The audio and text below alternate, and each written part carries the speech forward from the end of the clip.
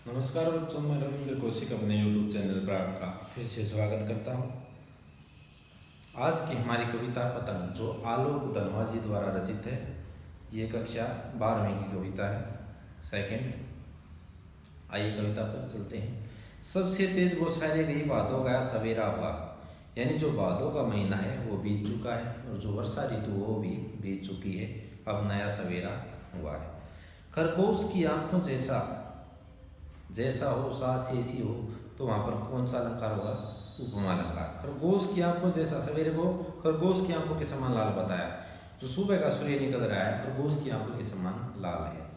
शरद आया, पुलों को पार करते, शरद ऋतु का आगमन हुआ है। अपनी नई चमकीली साइकिल तेज चलाते हुए घंटी जोर जोर से। फिर दो शब्द एक जैसे ही, बीच में योजक चिन्ह है, तो पुनरुक्ति प्रकाश अलंकार। यानी जो शरद ऋतु है उसकी नई सुबह है, नई किरणें हैं। जिस प्रकार डाक लेकर आता है उसी प्रकार शरद ऋतु का जो सूर्य है वो चमकीली किरणों के साथ उदित हो रहा है जोर जोर से। पुनरुक्ति प्रकाश अलंकार। चमकीली इशारों से बुलाते हुए पतंग उड़ाने वाले बच्चों के झुंड को चमकीले इशारों से बुलाते हुए और आकाश को इतना मुलायम बनाते हुए कवि कह रहा है कि यहाँ पर जिस प्रकार पतंग उड़ाने वाले बच्चे अपने मित्रों को अब इशारों के माध्यम से बुलाते, उसी प्रकार इसका जो शरदकालीन प्रातःकालीन वो सूर्य निकला है उसके बारे में बताया गया है कि पतंग ऊपर उड़ सके, दुनिया की सबसे हल्की रंगीन चीज़ उड़ सके। यानी सबसे हल्की चीज़ जो आकाश में उड़ सके, रंगीन चीज़। यानी जो पतंग होती है वो बांस की कमानी से बनी होती है। यदि हम बांस की कमानी को अकेले उड़ाएंगे तो नहीं उड़ेगी, उस पर वो चमकीला कागज लगा होता है जिसके माध्यम से वो आकाश की ऊंचाई को छूती है। यानी सबसे पतली हल्की चीज़ आकाश में उड़ सके, दुनिया की सबसे हल्की और रंगीन चीज़ उड़ सके, दुनिया का सबसे पतला कागज उड़ सके, बांस की पतली कमानी उड़ सके और शुरू हो सके सीटियाँ, किलकारियाँ, तितलियों की नाजुक दुनिया। यानी जब आकाश में रंग बिरंगे पतंग उड़ेंगे तो वो तितलियों के समान, जिस प्रकार तितलियों से उनकी ओढ़ लगी हो, पूरे आकाश में वो छा जाएंगे और बच्चे अपनी पतंग उड़ाने की होड़ में सीटियाँ मारेंगे, किलकारियाँ मारेंगे और तालियां बजाएंगे। जन्म से ही वे लाते हैं कपास। यानी जिस प्रकार कपास कोमल होती है उसी प्रकार बच्चों को भी कोमल बताया है। उनके शरीर बिल्कुल कोमल होते हैं जो पतंग उड़ाने वाले बच्चे हैं। पृथ्वी आती हम की बेचैन पैरों के पास। पृथ्वी, यहाँ तत्सम शब्द का प्रयोग किया है। पृथ्वी घूमती हुई आती बेचैन पैरों के पास। पतंग उड़ाते हैं तब बच्चे कभी इधर भागते हैं, कभी उधर भागते हैं, कभी उधर, यानी बेचैनी के साथ वो पतंग उड़ा रहे हैं। ऐसे प्रतीत होते हैं मानो सारी पृथ्वी को वो माँ बना चाहते हो अपने कदमों से। छतों को भी नरम बनाते हुए, यानी जो पथरीली छतें होती हैं, हमारी पक्की छतें होती हैं, उन पर बेसुध होकर वो बच्चे दौड़ते रहते हैं। दिशाओं को मृदंग की तरह बजाते हुए, छतों को नरम बनाते। नरम क्या है? उर्दू का शब्द है।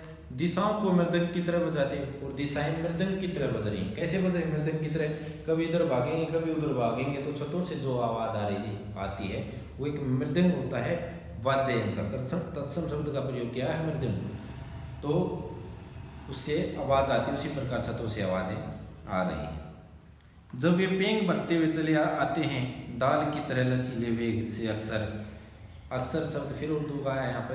छतों के खतरनाक किनारों तक उसे गिरने से बचाता है उन्हें सिर्फ उनके रोमांचित शरीर का संगीत। रोमांचित शरीर, रोमांचित क्या है? तत्सम शब्द है।